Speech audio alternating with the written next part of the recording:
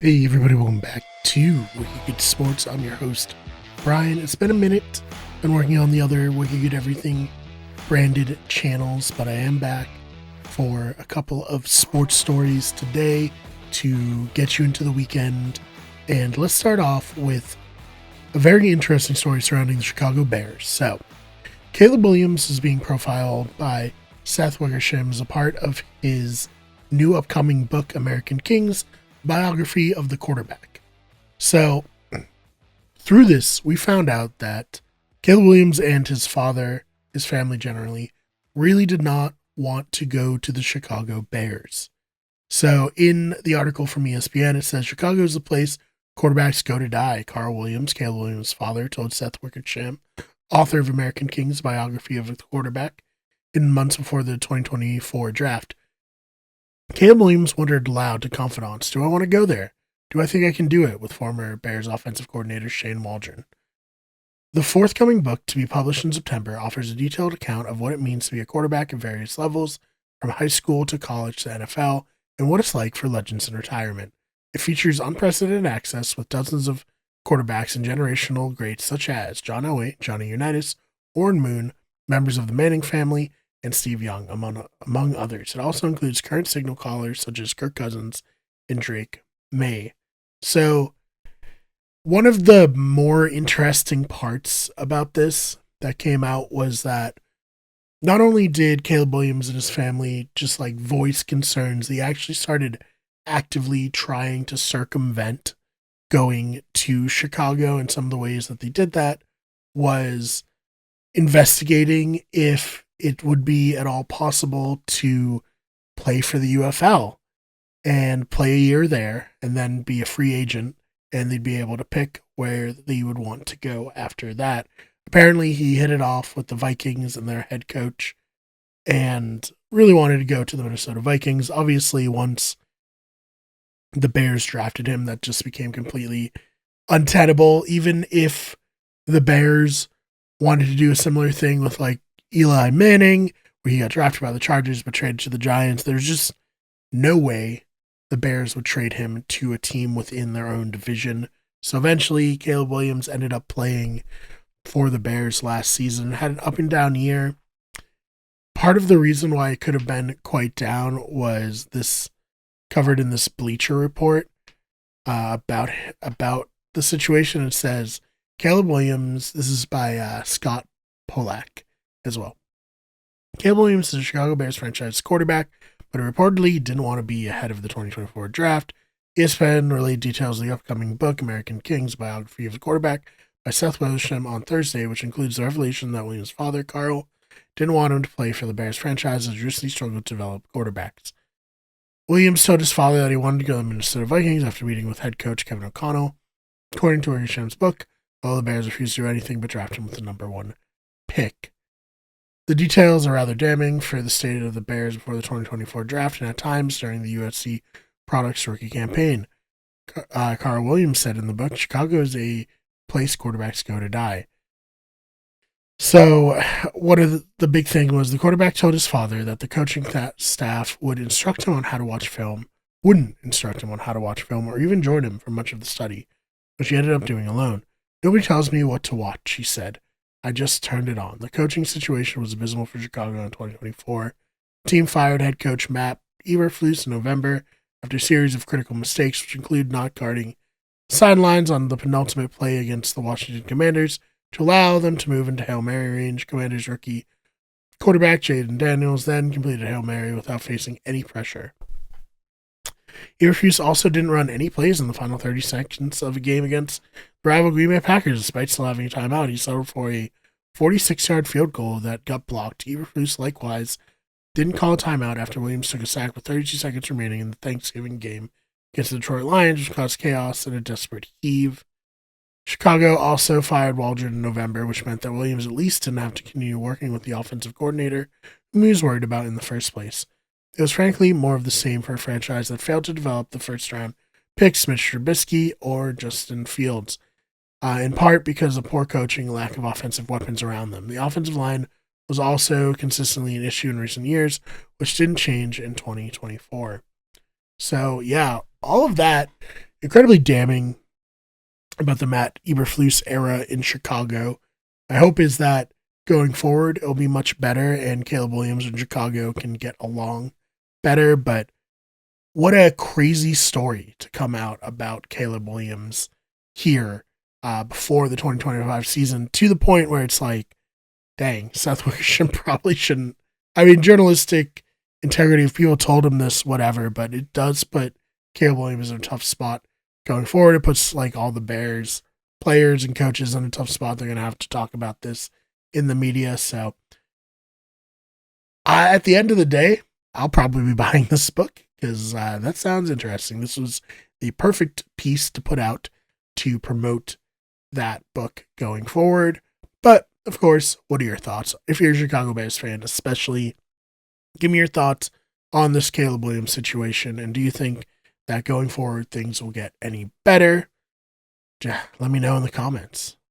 So moving on to the schedule release, we have the Miami Dolphins schedule release. I want to kind of go through it, break it down a little bit, see what's what, where we can potentially see the Dolphins getting wins here. And, you know, I think coming into this season, there's a lot of trepidation surrounding if the Dolphins can be good. I definitely don't think they got better this offseason, but I don't think they're going to be a disaster either because a lot of their issues were not having Tua to play during the season. So if he can stay healthy, I think they could be a competitive team, but I think a lot of people don't agree. But the NFL seems to agree because they put them on a lot of primetime games. So we'll start off with the Indianapolis Colts, a team that they almost beat last year with a backup quarterback, and a team that I think is kind of like in a weird spot with their second year, or I guess third year quarterback, Anthony Richardson. Now, I think the Dolphins can win that game for sure. And then the next week, week 2, they're playing the New England Patriots at home. Let's chalk that up as a win. Even though I think the Patriots will be much improved from last season. In Miami, the beginning of September, 1:00 game, that bodes well for the Dolphins there.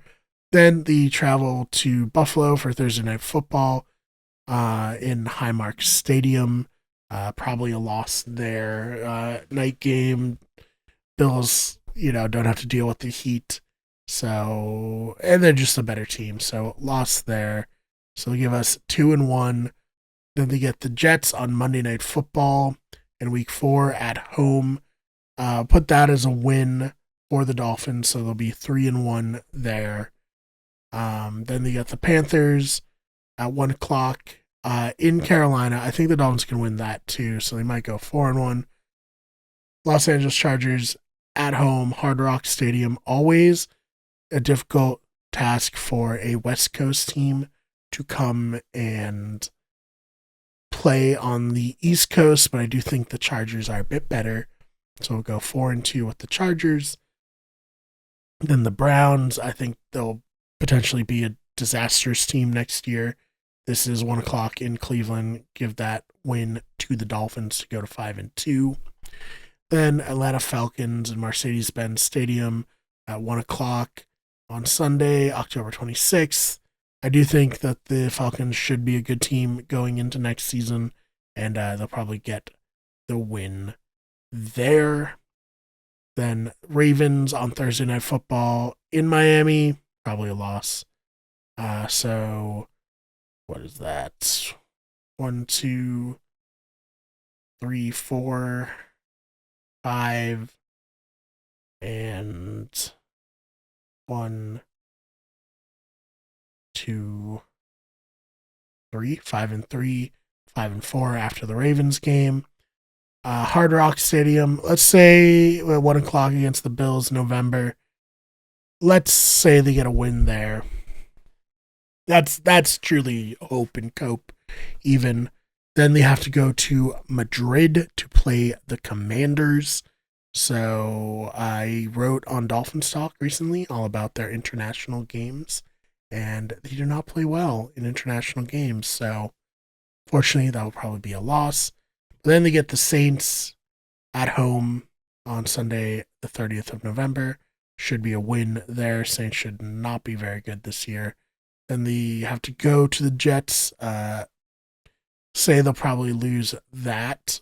Then they go to the Steelers on the 15th of December for Monday Night Football. Probably lose that.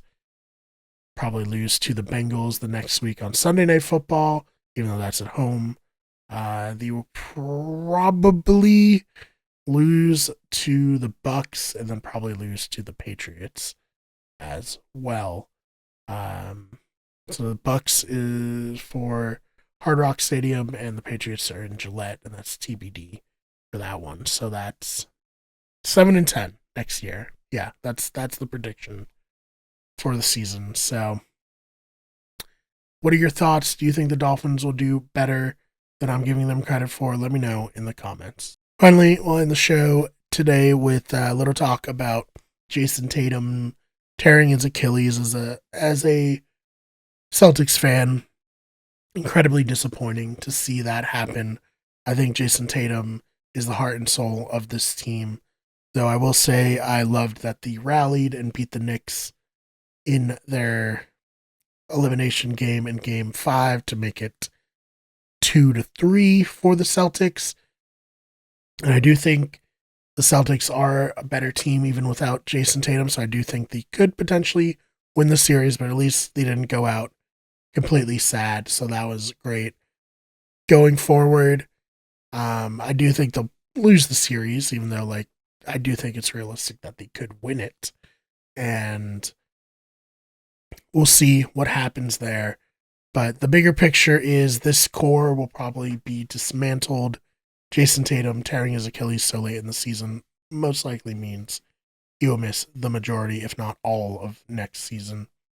I did hear that he got the surgery immediately on his Achilles, which is apparently ideal, but not ideal for him to tear it in the first place. So I think this plays in a lot to the legacy of Jason Tatum. He's in his prime right now, and he's going to have to come back from an Achilles injury.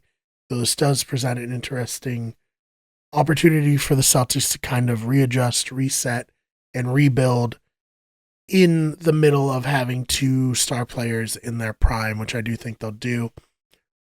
A lot of the complementary role players are getting older, and by the time Tatum comes back, they'll only be another year older. So I do wonder if they will seek to get younger next season, trade some of these other players, not tank next year, but not compete for a title like people wanted them to this year, which I guess they were before Tatum got hurt. And, especially did last year where they won the title. So very sad as a Celtics fan to see this all happen. Jason Tatum is very beloved in Boston, despite people not loving him nationally for whatever reason. So it's just going to be disappointing. But, in his absence, Jaylen Brown has the opportunity to be the true number one, to prove what he can do here in the playoffs. If he is able to get them to the Eastern Conference Finals, being down 3-1, I think that will go a long way in people respecting him as a legitimate superstar, which sometimes people are kind of hesitant to do because Tatum is so very obviously the superstar on the Celtics. But I do believe in Jaylen Brown's abilities and his ability to potentially do that. So it'll be very interesting to see how it all pans out. When the series is over, I'll have Jack and Ryan come on, talk about it all, talk about the future more in depth with more and more expert knowledge. I just wanted to talk about it a little bit while it was fresh in the minds of everybody. So if you're a Celtics fan, this is a place for you to vent. How sad are you about the Celtics losing, Jason Tatum, and probably getting bounced from the playoffs in short order here despite winning Game 5? Let me know in the comments. Thank you so much for checking out this episode of Weird Sports. I hope you enjoyed it. If you did, please subscribe. Make sure you check out our main channel, Weird Everything, our podcasting channel, Better Radio, and our other channel, Those Fake Nerds, which is movie, games, pop culture, news, kind of in a similar style to Wicked Sports. Other than that, thank you so much for listening, and we'll see you in the next one.